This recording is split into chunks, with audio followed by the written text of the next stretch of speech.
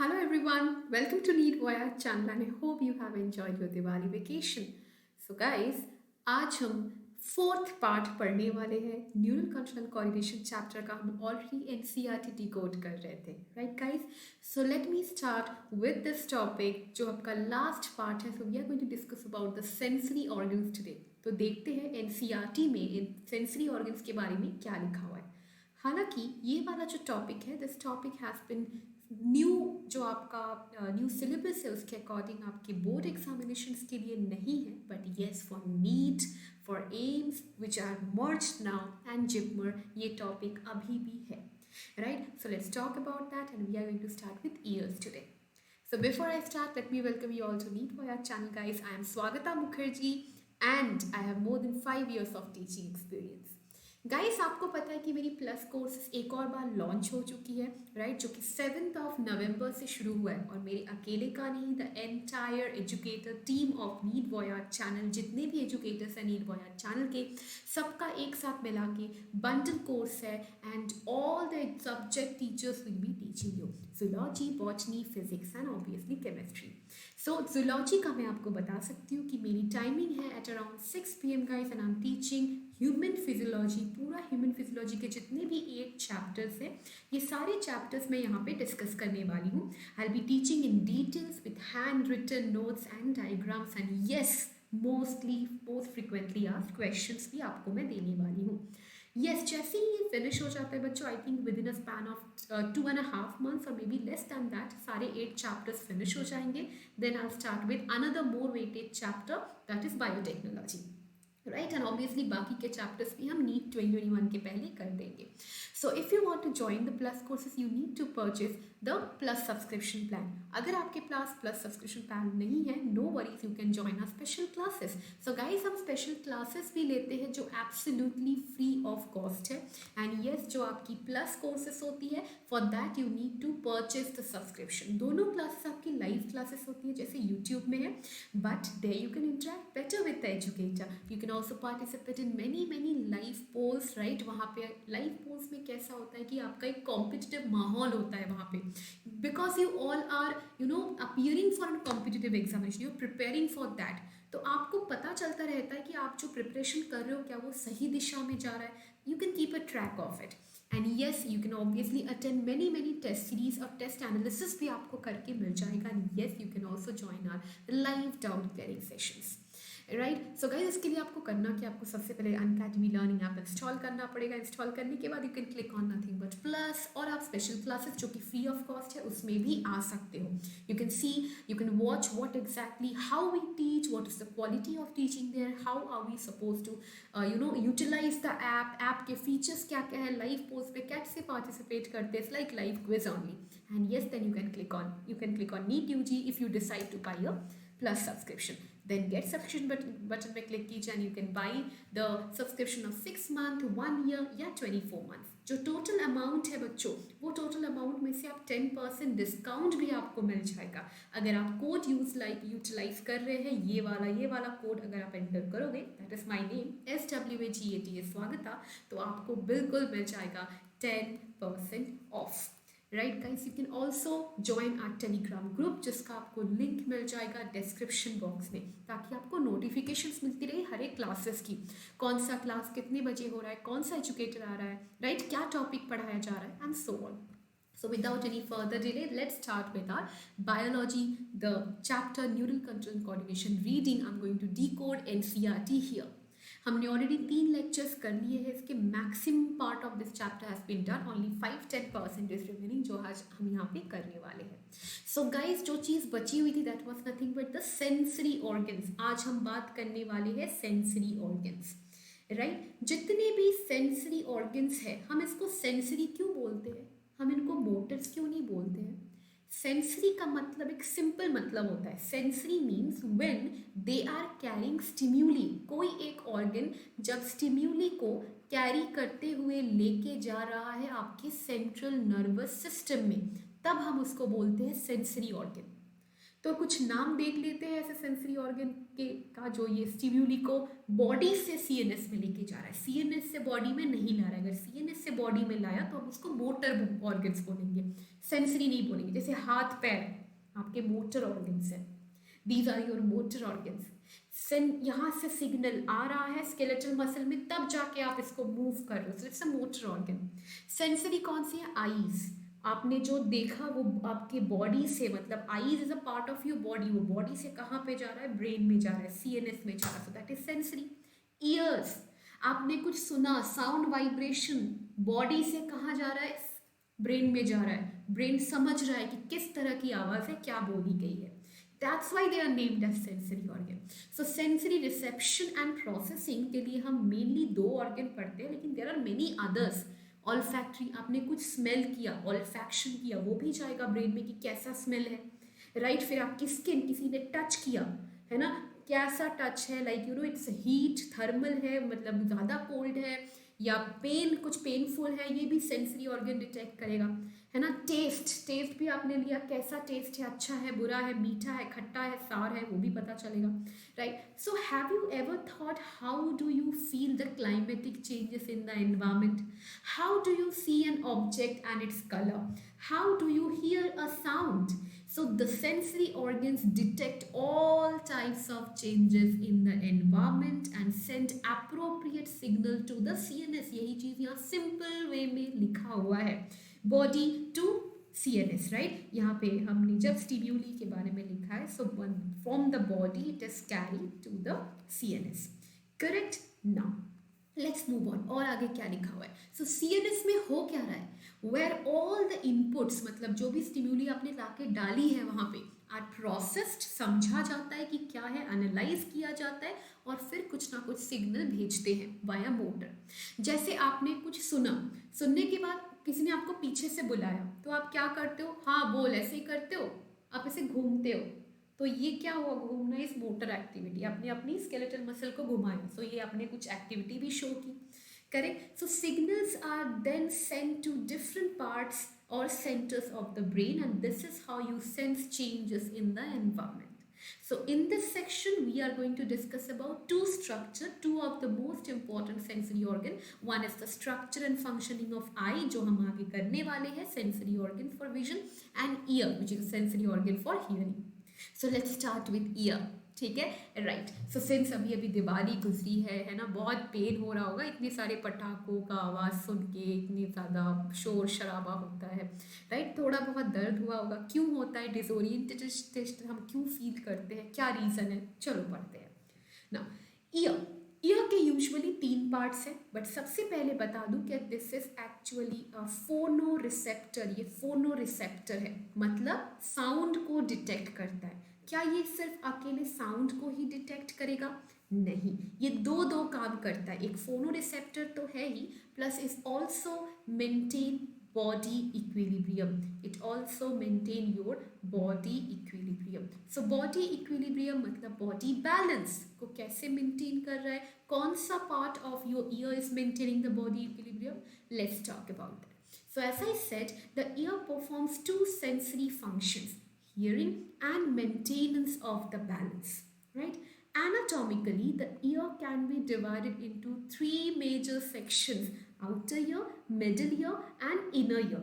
तो एक बार यहाँ पे छोटा सा डायग्राम बना के आपको दिखा देती हूँ इजी वे में, राइट। क्या क्या पार्ट बोला है? They talked about nothing but external year, right. External ear में क्या क्या आ जाता है बच्चों? आपका एक्सटर्नल ईयर में आ जाता है the ear pinna, right. This is nothing but the ear pinna. Ear pinna का 2 पार्ट होता है। You have an upper cartilaginous part इस तरह से, और नीचे एक लोब्यूल आता है। This thing here is nothing but called as the lobule, and this is nothing but the elastic cartilage, है ना। ये क्या है? आपकी elastic cartilage of the ear, और इस एरिया को हम हेलिक्स भी बोलते हैं। आप खुद ही देखो, ये हेलिक्स कुछ टर्न है, हेलिक्स जैसा है, राइट। ये एक पार्ट है। उसके बाद इंटरनली एक छोटा सा 2.5 सेंटीमीटर, उससे ज़्यादा नहीं बच्चों, एक छोटा सा ईयर ऑडिटरी कनाल होता है, right. So this particular part is nothing but called as the auditory canal, या फिर हम इसको ऑडिटरी मीटस भी बोलते हैं, ईदर अ कनाल और auditory meatus which is also a part of your external ear. तो ये जो आपकी ऑडिटरी मीटर्स है it is around 2.5 centimetre only. कितना होता है? 2.5 सेंटीमीटर। ये दोनों अभी तक तो आपके पार्ट हो गए हैं एक्सटर्नल ईयर के। अब इसमें प्रेजेंट है कुछ आपके oil glands, there are small oil glands present here in the auditory canal. इस तरह के छोटे छोटे कुछ सेरियोमिनस ग्लैंड आपको दिखेंगे, है ना। ये सारे के सारे क्या है? सेरियोमिनस ग्लैंड है। सेरियोमिनस ग्लैंड का मतलब क्या है? They are sebaceous gland. ये ईयरवैक्स बनाएंगे। So what are these? These are nothing but ceruminous gland. What are they going to produce? They are going to produce earwax. Earwax क्या काम करता है? ये रिपेलेंट है, इंसेक्ट रिपेलेंट है, dust particle को ट्रैप करता है थोड़ा सा, क्योंकि ये स्टिकी है इन नेचर। अब ये जो आपकी एक्सटर्नल ईयर है, this entire part starting from here to here बच्चों is your nothing but external ear. Okay, this is the part of your external ear. Now, external ear को middle ear से divide किया गया है with the help of a very thin connective tissue membrane. A very thin connective tissue membrane, है ना। इस तरह से आपको एक मेम्ब्रेन दिखेगा जिसको हम बोलते हैं टिम्पैनिक मेम्ब्रेन। ठीक है, इसका नाम क्या है? इसका नाम है tympanic membrane. So let me just write it here. ये टिम्पैनिक मेम्ब्रेन क्या कर रहा है? ये आपके एक्सटर्नल ईयर को इन मिडिल ईयर से डिवाइड कर रहा है, correct. So this one here is our what? Tympanic membrane. This is our tympanic membrane, correct. Okay, tympanic membrane के ठीक इस साइड में प्रेजेंट होता है टिम्पैनिक कैविटी। सो यहाँ पे प्रेजेंट होता है टिम्पैनिक कैविटी, जो एक पाइप जैसा एक स्ट्रक्चर प्रेजेंट हो। There is a duct like structure present here which is called as what? This is called as Eustachian tube, है ना। इसका नाम क्या है बच्चों? Eustachian tube. कहाँ प्रेजेंट है यूस्टेशियन ट्यूब? मिडिल ईयर में। यूस्टेशियन ट्यूब क्या करता है? ये एयर प्रेशर को इक्वलाइज करता है, क्योंकि ये ओपन हो रहा है कहाँ पे? To pharynx. It is opening into your pharynx. ठीक है, जो भी हवा यहाँ से जाती है ये इतनी तेज जा रही है कि इतना ज़्यादा तेज वाइब्रेशन कॉज करता है कि आपकी ईयर ड्रम टूट सकती है, आपके इंटरनल ईयर को कोई भी तकलीफ पहुँच सकती है, डैमेज हो सकता है। थोड़ा बहुत एयर इसीलिए यहाँ से पास हो जाता है, कहाँ पे? फेरिंग्स के थ्रू बाहर निकल जाता है, इसीलिए आपके ईयर डैमेज नहीं हो रहे, आज तक बचे हुए हैं। ये बहुत इंपॉर्टेंट रोल प्ले करता है। अब सिर्फ मिडिल ईयर में यही दो चीज़ें हैं? नहीं, मिडिल ईयर में आपको दिखेगा कुछ छोटे छोटे बोन्स जिसको हम ईयर ऑसिकल्स बोलते हैं। तो ईयर ऑसिकल्स जो है, एक आपका सबसे पहले यहाँ पे प्रेजेंट है द मैलियस। यहाँ पे एक प्रेजेंट है द मैलियस। मैलियस के साथ मैलियस थोड़ा अजीब हो गया, एक मिनट रुक जाओ, उसको अच्छे से बनाती हूँ, ठीक है, थोड़ा सा टाइम लगेगा। सो here you have nothing but the malleus. Malleus के साथ अटैच्ड होता है इनकस। इस तरह से इनकस अटैच्ड है, और इनकस के साथ अटैच्ड होता है योर स्टेप्स। इस तरह से स्टेप्स अटैच्ड है। ये तीन आपको ईयर ऑसिकल्स दिखेंगे, मैलियस, इनकस एंड स्टेप्स। ठीक है, अब ये जो स्टेप्स है बच्चों, ये स्टेप्स अटैच्ड होता है आपके कहाँ, किसके साथ?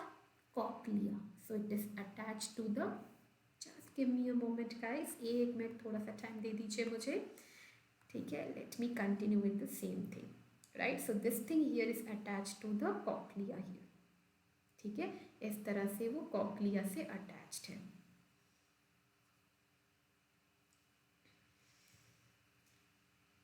Right, okay, so this is how it is attached to the cochlea, and the cochlea ये आपके स्नेल जैसा ही दिखता है। And remember this cochlea is actually, इसमें 2/3 टर्न होता है, 2 पूरा और एक 3/4 टर्न है, राइट। इसके अलावा भी इसके बहुत सारे पार्ट है। There is a part of vestibule as well, जिसके बारे में भी हम बात करेंगे, क्योंकि इंटरनल ईयर में सिर्फ यही चीज़ नहीं प्रेजेंट है। इंटरनल ईयर में सिर्फ कॉक्लिया ही नहीं प्रेजेंट है बच्चों, इंटरनल ईयर में आपको इस तरह से और भी कई स्ट्रक्चर दिखते हैं जिसका नाम है वेस्टिब्यूल। इस बारे में भी हम डिटेल्स में पढ़ने वाले हैं। I am going to talk about this in detail. तो ये जो स्ट्रक्चर दिख रहा है, this is actually the vestibular part. ये है vestibular part, obviously internal ear का पार्ट है and this is nothing but the cochlea here. जो ये पूरा स्ट्रक्चर मैंने अब तक बनाया है एक बार देख लेते हैं एनसीईआरटी में यही लिखा है या नहीं। यहाँ भी आप देख सकते हो the same type of structure is formed here. Okay right, so let's see क्या लिखा हुआ है। नाउ द आउटर ईयर हमने अभी पढ़ा था कि 3 पार्ट में डिवाइडेड है, internal, external and middle. So in external that is outer ear consist of what, year पिना, मैंने अभी बनाया था, एंड एक्सटर्नल ऑडिटरी मीटर्स, ये भी मैंने बनाया है ना, राइट। सो द ईयर पिना collects what, vibrations in the year. वो क्या करता है, कलेक्ट करता है। अब कलेक्ट करने के लिए वो घूम रहा है क्या आपके कान, नहीं, क्योंकि बाकी एनिमल्स के पास ही है। जैसे आपने डॉग्स को देखा होगा वो ऐसे घुमाते हैं, अपने ईयर पिना को घुमाने की कैपेबिलिटी होती है, मूव करने की कैपेबिलिटी होती है, उनके पास ऑरिकुलर मसल्स प्रेजेंट है। आपने हाथी को देखा होगा, एलिफेंट को देखा होगा, वो भी अपने ईयर पिना को मूव कर सकते हैं, उनके पास भी वो कैपेबिलिटी है because they have auricular muscle. हमारे में ह्यूमन में वो चीज़ रूडिमेंटरी है, तो हम अपने ईयर पिना को नहीं घुमा सकते। तो इसका मतलब क्या हम लोग लेस एडवांस्ड है, नहीं, हमारे पास नेक है, मूवेबल नेक है। आपने डॉग्स या जो बाकी ऑर्गेनिज्म है उनके इतना फास्ट नेक घूमने की कैपेबिलिटी नहीं है, हमारी नेक बहुत फ्लेक्सिबल होती है, right, because our atlas and axis के बीच में जो जॉइंट है उसकी वजह से। तो हमें अगर एयर वाइब्रेशन कलेक्ट करना होता है तो हम खुद अपने कंधे को या अपने गर्दन को ही मूव कर लेते हैं। So yes, the ear pinna is to collect the vibration which produces sound, right? And the external auditory meatus leads inward. वो उसको अंदर की तरफ ले जाता है and extend up to the tympanic membrane, that is the eardrum. There are very fine hair and wax secreting gland, जिसका नाम मैंने आपको अभी क्या बताया था, ceruminous gland, पिछले वाले स्लाइड के डायग्राम में बना हुआ है, in the skin of the pinna and the meatus. Now the tympanic membrane is composed of connective tissues covered with skin outside and with mucous membrane inside. Right, बाहर की तरफ एक स्किन लेयर है और अगर ईयर ड्रम को तोड़ा जाए तो अंदर म्यूकस होता है दूसरे लेयर में, ठीक है। सो यस, तोड़ना नहीं है, ये सोच के चलो देखते, मैम ने बोला थोड़ा देखते कहाँ म्यूकस है, ऐसा कुछ मत करना, है ना। Anyway, jokes apart. So the middle ear consists of 3 ear ossicles, मैंने अभी बताया था, malleus, incus and stapes, right? Okay, which are attached to one another in a chain-like of fashion. तो जब एक बोन दूसरे बोन से कनेक्ट होता है, एक बोन जब दूसरे बोन से कनेक्ट होता है मतलब इसमें जॉइंट प्रेजेंट है, तो आपको मैलियस और इनकस के बीच में कौन सा जॉइंट दिखेगा, मैलियस और इनकस के बीच में आपको हिंज जॉइंट दिखता है। यहाँ पे कौन सा जॉइंट दिखता है आपको, हिंज जॉइंट या हाइंज जॉइंट भी आप इसको बोल सकते हो, तो मूव करेगा, राइट। इनकस और स्टेप्स के बीच में आपको क्या दिखता है, इनकस और स्टेप्स के बीच में आपको जो जॉइंट दिखेगा that is ball and socket joint, है ना, बॉल एंड सॉकेट जॉइंट आपको इन दोनों के बीच में दिखेगा। तो इस तरह से ये मूवमेंट करती है। कैसे मूवमेंट की, पहले ये आपके ईयर ऑसिकल्स थे, सपोज ये आपके ईयर ऑसिकल्स है, ये एक ईयर ऑसिकल है, ये दूसरा है, ये एक दूसरे से इस तरह से लेट्स इमेजिन अटैच्ड है, और ये एक ईयर ऑसिकल आपके टिम्पैनिक मेम्ब्रेन से अटैच्ड है। Imagine this is the tympanic membrane. तो जब टिम्पैनिक मेम्ब्रेन वाइब्रेट करेगा तो आपके बोन्स भी उसके साथ साथ घूमेंगे क्योंकि अटैच्ड है। जब ये बोन घूमेगा तो ये बोन भी घूमेगा, ये बोन भी मूव होगा क्योंकि दोनों कनेक्टेड है। तो जब ये बोन मूव करेगा एंड वाला दैट इज स्टेप्स, स्टेप्स किसके साथ अटैच्ड है बच्चों, स्टेप्स अटैच्ड है आपकी इस विंडो के साथ। यहाँ पे एक विंडो है जिसको हम ओवल विंडो बोलते हैं, मैं इसको अल्ट्रा स्ट्रक्चर आपको दिखाऊंगी। वो विंडो भी मूव होगा, अंदर एक फ्लूइड है, वो फ्लूइड हिलेगा और उस फ्लूइड में कुछ छोटे छोटे हेयर सेल्स प्रेजेंट है, ऑर्गन ऑफ कॉटाई, और वो हेल्प करेगी साउंड प्रोडक्शन में। तो कॉक्लिया ने तो साउंड प्रोड्यूस कर दिया। वेस्टिब्यूल का पार्ट क्या है, इक्विलिब्रियम, बॉडी बैलेंस मेंटेन करना। स्टैटिक इक्विलिब्रियम मतलब आप जब स्ट्रेट एक जगह पे बैठे हो एकदम स्ट्रेट, आप जब ऐसे देख लाइक यू नो सपोज आपने अपनी गर्दन को झुकाई, नीचे की तरफ ऐसे देख रहे हो, तो आपका बॉडी को कैसे पता है कि मुझे स्ट्रेट रहना, मैं भी झुक जाता हूँ अपने हेड के साथ, ऐसा तो नहीं होता है ना, बॉडी स्ट्रेट रहती है but you can just tilt your head, bend your neck. ये स्टैटिक बैलेंस मेंटेन करता है आपका वन पार्ट ऑफ द वेस्टिब्यूला।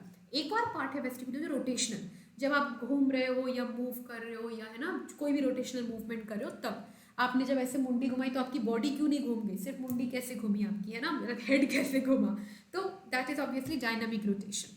या वापस कैसे आना है घूमने के बाद, ऐसे आपने अपनी हेड को घूमने के बाद वापस जब आओगे तो बैलेंस कैसे आता है, I will explain that, don't worry. So the malleus is attached to the tympanic membrane, yes, and the stapes are attached to the oval window of the cochlea. अभी मैंने आपको ये बात बताई। So the ear ossicles increase the efficiency of transmission of sound. ये आपका suppose tympanic membrane हल्के से घूम रहा है, इसको एम्प्लीफिकेशन करेगा। ये जो मूवमेंट है ना, ये वाइब्रेशन की जो स्पीड है, फ्रीक्वेंसी है, इसको 1000 टाइम्स इंक्रीज कौन करता है? Ear ossicles. तो जितनी वाइब्रेशंस आपके टिम्पैनिक मेम्ब्रेन में हो रही है ना, उससे कहीं ज़्यादा वाइब्रेशन क्रिएट होगा आपके कॉक्लिया में, क्योंकि इसने इंक्रीज कर दिया इट्स ट्रांसमिशन या एम्पलीफाई कर दिया साउंड ट्रांसमिशन के वाइब्रेशंस को। That's why the ear ossicles are present, right? Sound waves to the inner ear. And Eustachian tube अभी बताया था connects the middle ear cavity with the pharynx. ये बात याद रखना, बहुत बार क्वेश्चन पूछा जाता है, this is very very important, right? क्या फंक्शन होता है? The eustachian tube helps in equalizing the pressure on either sides of the eardrum. Correct? Either side of the eardrum उसको equalize करता है। अब हम लोग एक बात देख लेते हैं कि कैसे ओपन होता है आपकी ये वेस्टिब्यूल और आपके जो ये कॉक्लिया है उनका स्ट्रक्चर क्या है। सो देखो, ये है आपके वेस्टिब्यूल का structure. So this is suppose your vestibule. Just a second, give me a moment.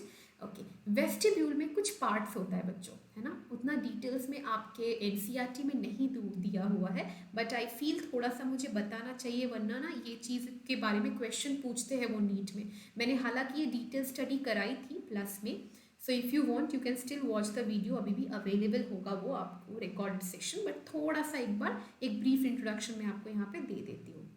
Correct? So semi circular canals present होते हैं, right? So you will see nothing but semi circular canals here, है ना? और vestibules दिखेंगे। Vestibule में आपके this is the semi circular canal. 3 semi circular canal होता है। एक होता है आपका एंटेरियर सेमी सर्क्यूलर कनाल। 3 कैसे होते हैं? They are perpendicular to each other. For example, let me just show you with this wire. एक मिनट, मैं इस वायर से आपको शो करती हूँ। ये एक सेमी सर्कुलर कनाल है, मिकी माउस जैसा है, ठीक है? देखो, उसके एक सेमी सर्कुलर कनाल उसके 90 डिग्री एंगल में होगा, कैन यू सी? एक सेमी सर्कुलर कनाल इसके 90 डिग्री एंगल में इस तरह से नीचे की तरफ होगा, ठीक है? इस तरह से नीचे की तरफ होगा। तो ऐसा प्रेजेंट है। देखो, ये सारे के सारे एक के 90 डिग्री, हर एक के 90 डिग्री एंगल्स में, परपेंडिकुलर डिग्री में। Can you see here?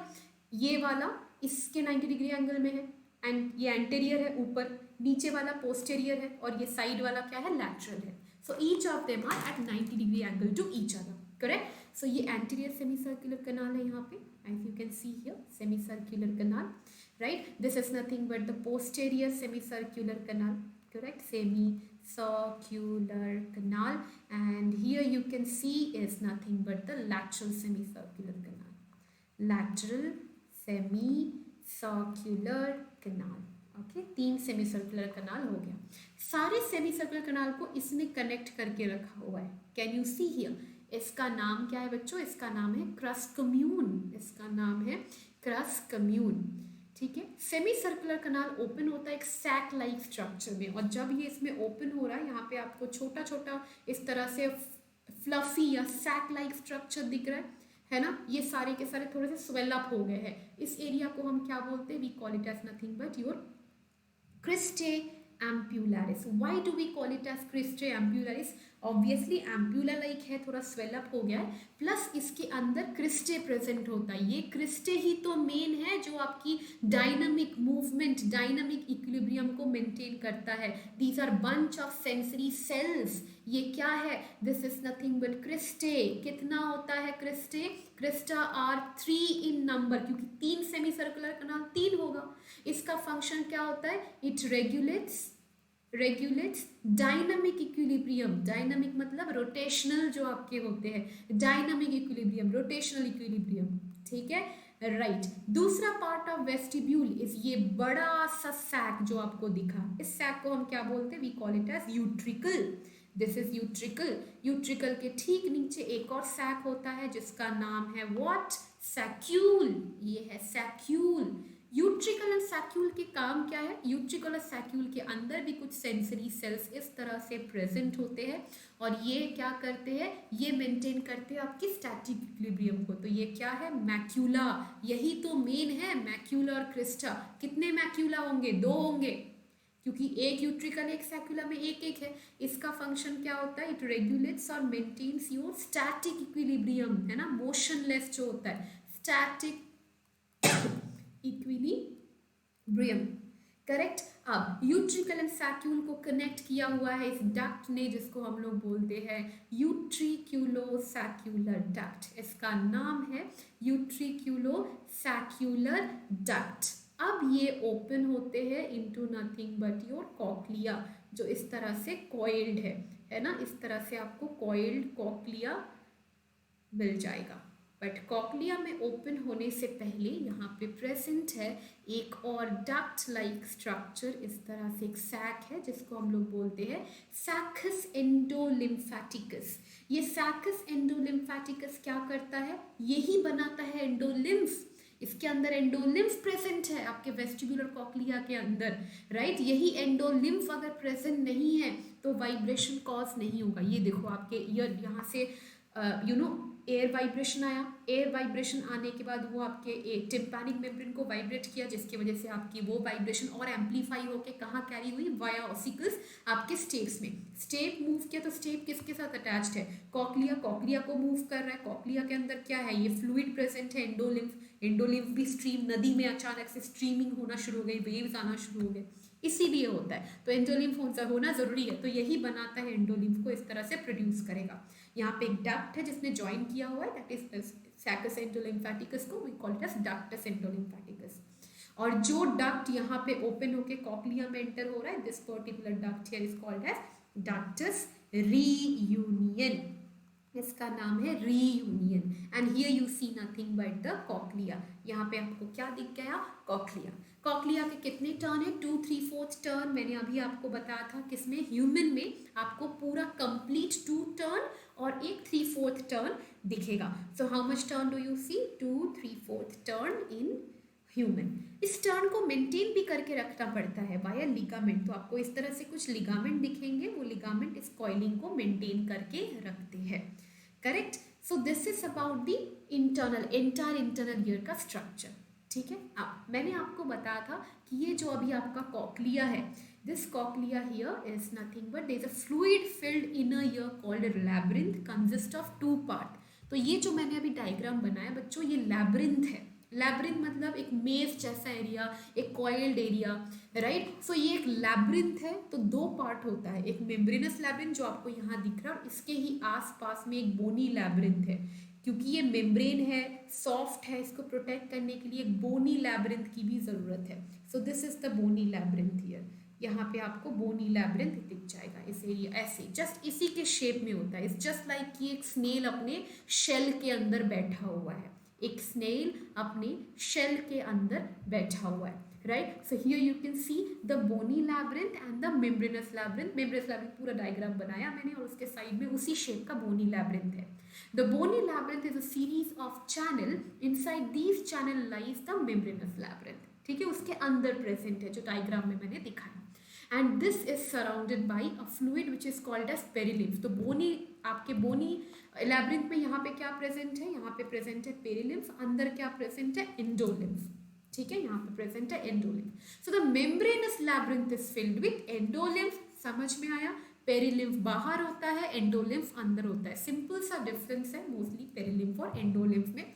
Endolymph में आप क्या देखते हो, amount of K+ ions are more and Na+ is less, and perilymph में आप Na+ ज्यादा होता है, K+ कम होता है, राइट, potassium and sodium. So the coil portion of the labyrinth is called as cochlea, भी बताया था, and the membranes constitute cochlea.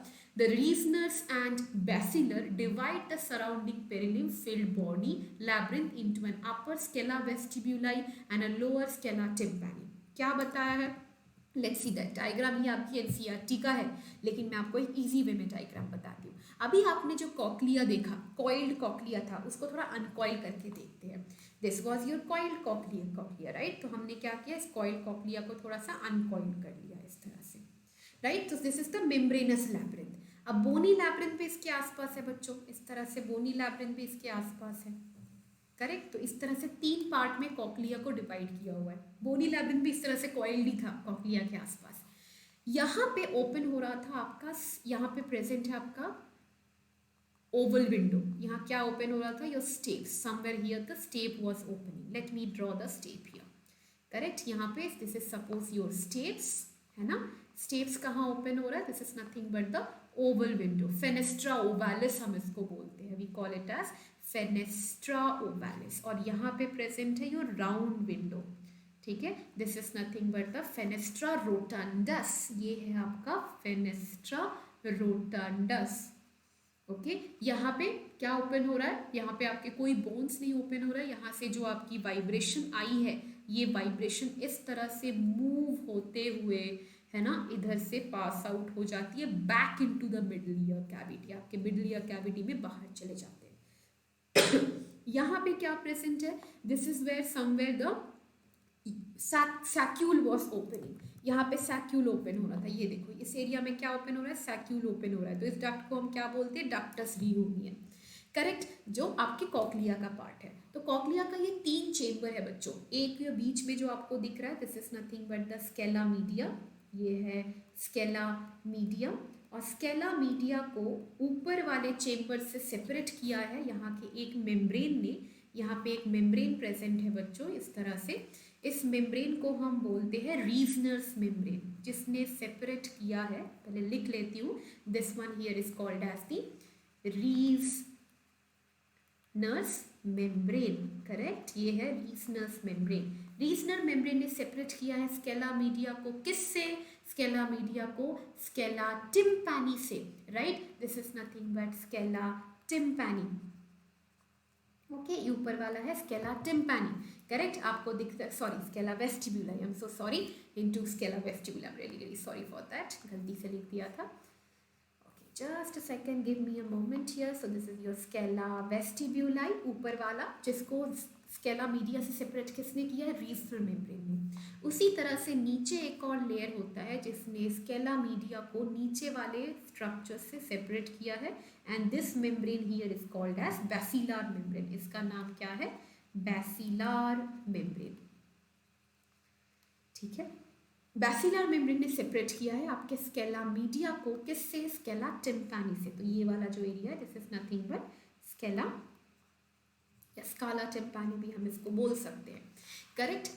बैसिलार membrane के ठीक ऊपर प्रेजेंट होता है कुछ सेल्स, इस तरह से there are certain cells present on it, ठीक है, और ये जो सेल है together they are called as organ of Corti, इनको एक साथ बोला जाता है ऑर्गन ऑफ कॉर्टाई, है ना, this particular cell here continuous layer we call it as organ of Corti. क्या स्पेशलिटी है इस ऑर्गन ऑफ कॉर्टाई का, ये हेयर सेल है बच्चों, इसके ऊपर आपको इस तरह से हेयर लाइक स्ट्रक्चर प्रेजेंट होते हुए दिखेंगे, ठीक है, ये जो हेयर लाइक स्ट्रक्चर प्रेजेंट है, इसके ऊपर एक बहुत ही थिन मेम्ब्रेन प्रेजेंट है, इसके ऊपर अटैच्ड है, इस तरह से जैसे पानी में बोट या नाव खड़ा हुआ होता है, वैसे ही एग्जैक्टली यहाँ पे आपको क्या दिखेगा, टेक्टोरियल मेम्ब्रेन, ये है टेक्टोरियल मेम्ब्रेन, करेक्ट। तो सपोज यहाँ से आपका साउंड वाइब्रेशन आया, यहाँ से साउंड, यहाँ से नहीं सॉरी ऊपर से आया sound vibration via your steps move हुआ,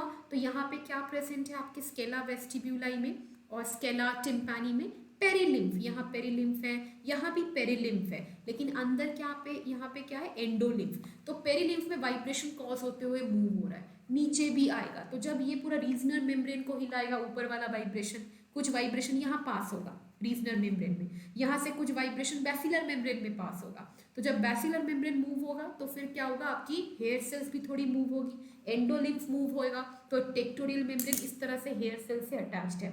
सपोज ये आपका ऑर्गन ऑफ कॉर्टाई है, लेट्स रिमेंबर ये ऑर्गन ऑफ कॉर्टाई है और इसके ऊपर इस तरह से हेयर सेल्स है, right, just a second, suppose इस तरह से हेयर सेल्स प्रेजेंट है, देखा आपको। अब हेयर सेल के ऊपर क्या है, टेक्टोरियल, तो जैसे ही आपके हेयर सेल्स मूव होंगे तो ये टेक्टोरियल मेम्ब्रेन को भी मूव कर रहा है, हेयर सेल भी मूव हो रही है, तो हेयर सेल कितनी ज़्यादा फ्रीक्वेंसी में मूव हो रही है, हाई फ्रीक्वेंसी है या लो फ्रीक्वेंसी है, उस हिसाब से इसके साथ अटैच्ड होता है न्यूरॉन्स, हर एक सेल में इस तरह से नर्व फाइबर अटैच्ड है।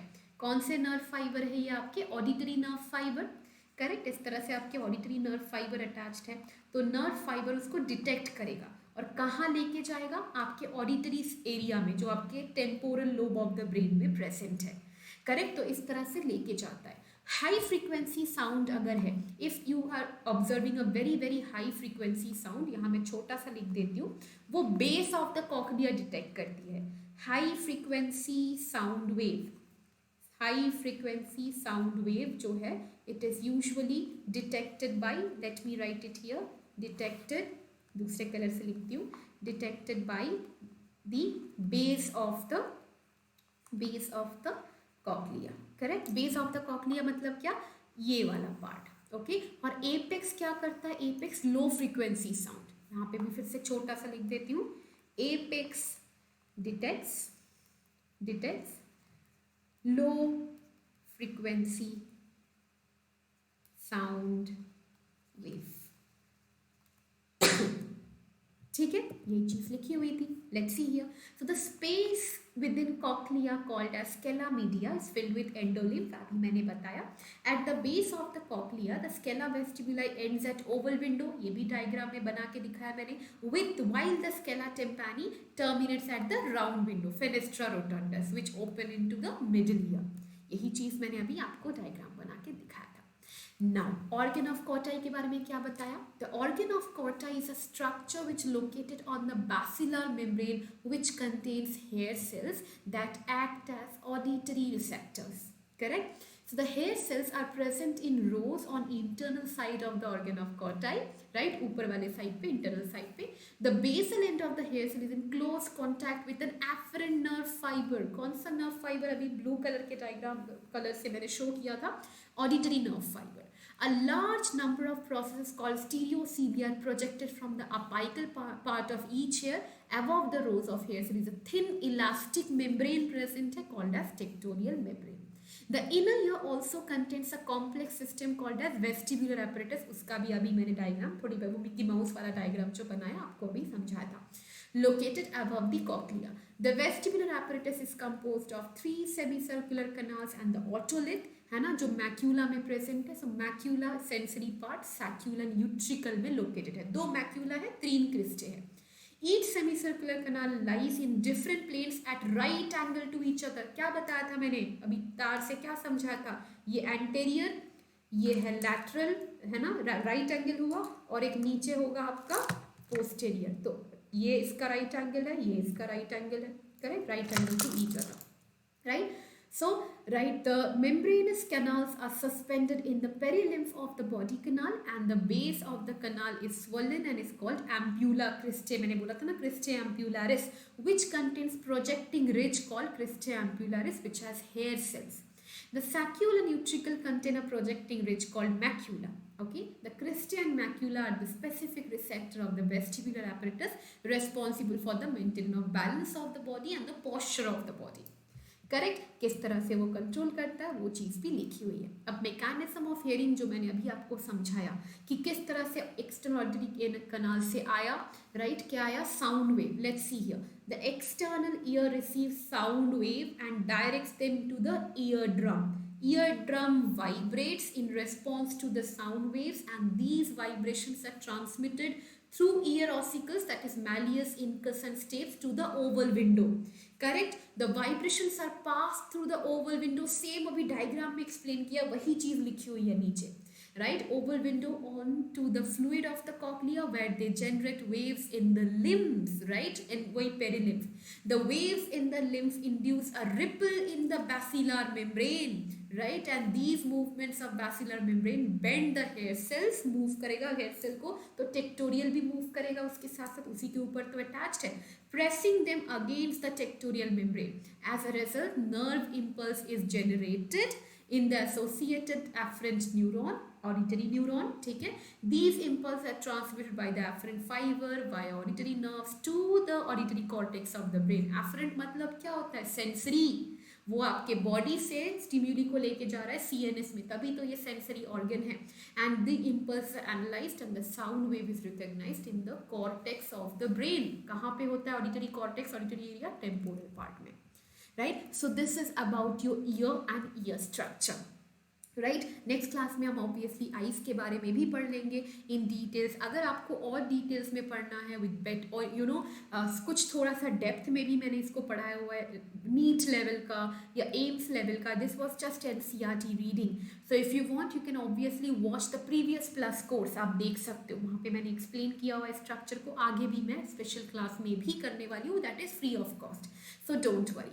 So yes guys, one more plus course आपका ऑलरेडी जो चल रहा है, the bundle course that has been introduced by all the NEET Voyage channel educators. Physiology का आपका 6 PM से होता है. If you want, you can join human physiology. पुराने वीडियोस अगर आपने मिस कर दिए, so don't worry, you can always watch the recordings, right? And yes, for that you have to download the app to watch the videos there, whether special classes जो free of cost है या plus courses जो subscription based है. You have to download the app first, Unacademy Learning app, and then you have to click on plus and then NEET UG, and you can get the subscription of either 6 months or 1 year या 24 months, that is your 2 years के आप ले सकते हो, right? आपको 10% discount पे मिल जाएगा पूरे अमाउंट में से, and you just have to apply this code to get the discount. You can get other facilities as well. Plus में आपको क्या होता है, आप प्लस के वीडियोस देखो, कितने भी टेस्ट सीरीज आप अटेंड कर सकते हो, आप स्पेशल क्लासेस भी अटेंड कर सकते हो, है ना. और अगर आपने आइकॉनिक सब्सक्रिप्शन लिया तो आइकॉनिक सब्सक्रिप्शन के जो अमाउंट्स यहाँ पे लिखे हुए हैं ना बच्चे, तो आइकॉनिक सब्सक्रिप्शन में आपको बहुत सुविधाएं मिलती है. प्लस की सुविधाओं के साथ साथ जैसे पर्सनल कोचिंग मिल जाती है मल्टीपल एजुकेटर से. एक ही बच्चा सिर्फ आप ही होगे जिसको पढ़ाया जाएगा, कोई भीड़ भाड़ नहीं होगी क्लास में और कोई बच्चे नहीं होंगे, सिर्फ आप पे ही कॉन्सेंट्रेशन दिया जाएगा. और सिर्फ एक टीचर नहीं, आप किसी भी टीचर से पर्सनल एजुकेशन या पर्सनल कोचिंग ले सकते हो. आपका डिस्काउंट यहाँ पे अमाउंट लिखा हुआ है ऑलरेडी, डिस्काउंटेड अमाउंट है, और वो डिस्काउंट तभी मिलेगा जब आप ये कोड अप्लाई करोगे, माई name SWAGATA Swagata, right? So this is our team. This is NEET Voyage channel team. We have botany ma'am here, we have zoology, I teach zoology, chemistry ma'am here, and yes, physics ma'am here. So you can definitely join all of our classes, and I'll see you again on my next class, है ना, जो आपका अभी फिर से 17 नवंबर से आपका full on regular classes शुरू हो जाएगा, along with the special class and the plus course. I'll see you in my class. For now, take care, stay safe, and again, have a very nice Diwali.